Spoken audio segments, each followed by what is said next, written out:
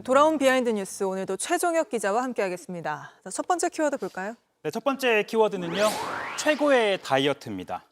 지난 16일 이재명 대통령이 G7 참석차 순방길에 오르는 모습입니다. 이 배웅에 나선 강훈식 비서실장 환한 미소를 띠고 있죠. 네. 특히 이재명 대통령이 전용기에 오른 뒤에 저렇게 손을 흔드는 모습, 마치 이 짤을 보는 듯한 그렇습니다. 인상을 줬는데요.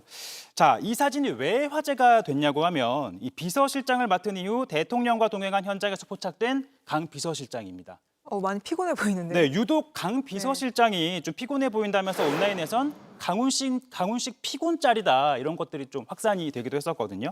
자, 이재명 대통령 바로 옆자리에서 이렇게 눈을 비비고 있는 모습이 포착되기도 했습니다.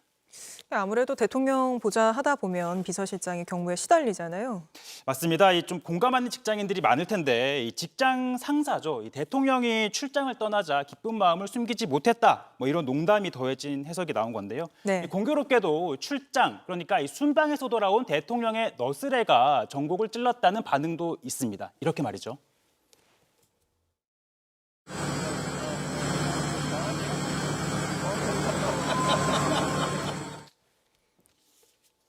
네, 근데 실제로 강 비서실장이 힘들다 이렇게 토로하기도 했다면서요. 맞습니다. 어제 이재명 대통령이 국회에 추경안 시정연설을 하러 왔을 때 이 강훈식 비서실장이 동행을 했는데 박주민 더불어민주당 의원이 주고받은 대화를 전했는데요. 네. 들어볼까요? 친구니까 야 훈씨가 잘 지내냐 그랬더니 야 죽겠어. 그래서 야 어느 정도야? 나 5kg 빠졌어. 한 달 만에 5kg 빠졌다는 거예요. 너무 힘들다는 거예요. 그래서 저는 지금 한 10년째 다이어트를 하고 있는데 네. 불과 비서실장이 된 지 채 한 달이 안 돼서 5kg이나 빠졌다는 겁니다. 지난 4일 취임 당일 그리고 어제 강훈식 비서실장의 모습인데요. 어떤가요? 확연히 진짜 많이 살이 빠진 조금 모습이네요. 수척해진 듯한 수척해졌어요. 모습이 예. 보이긴 하죠. 네.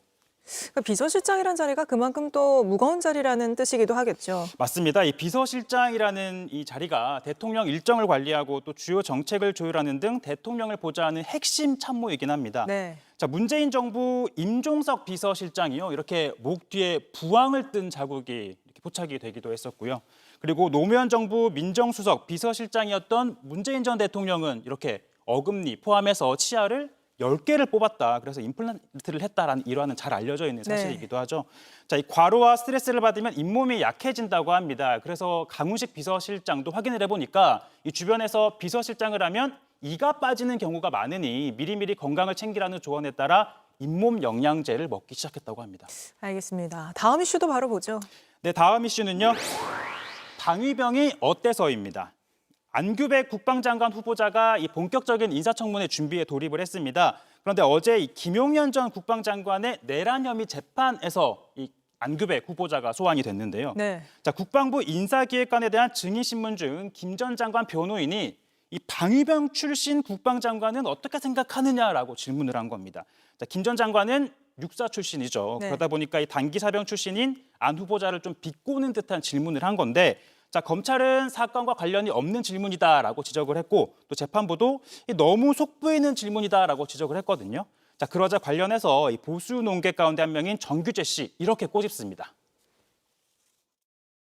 보수 대통령 중에 누가 군대를 갔다 왔습니까? 이명박 대통령이 갔다 왔나?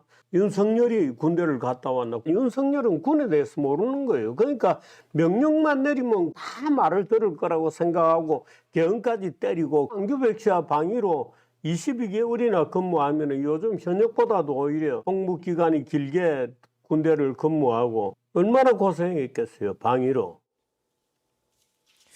안규백 후보자가 국방 분야에 전문성이 있다 이렇게 평가받잖아요. 네, 대통령실도 그렇게 설명을 했었는데요. 이 5선을 하는 동안 국토위를 2년 정도 한 걸 빼고는 의정활동 내내 국방위에만 몸을 네, 담았습니다. 그렇죠. 네, 다만 국민의힘에서는요 이렇게 말을 합니다. 이 해설가와 선수는 다른 영역이다. 이 정치적 중립을 지킨 강직한 군인을 국방장관에 지명했다면 모든 국민이 박수를 보냈을 것이다라고 했는데, 네. 하지만 좀 돌이켜 보면 64년 만에 이 민간인 국방장관을 지명하게 된 배경, 바로 이 비상계엄이라는 군이 정치적 중립을 지키지 못했기 때문이다라는 점은 되돌아봐야 할 것 같습니다. 네, 알겠습니다. 오늘 여기까지 듣죠. 최종혁 기자였습니다. JTBC 뉴스를 시청해 주셔서 고맙습니다. 저희는 저녁 6시 30분 뉴스룸에서 뵙겠습니다.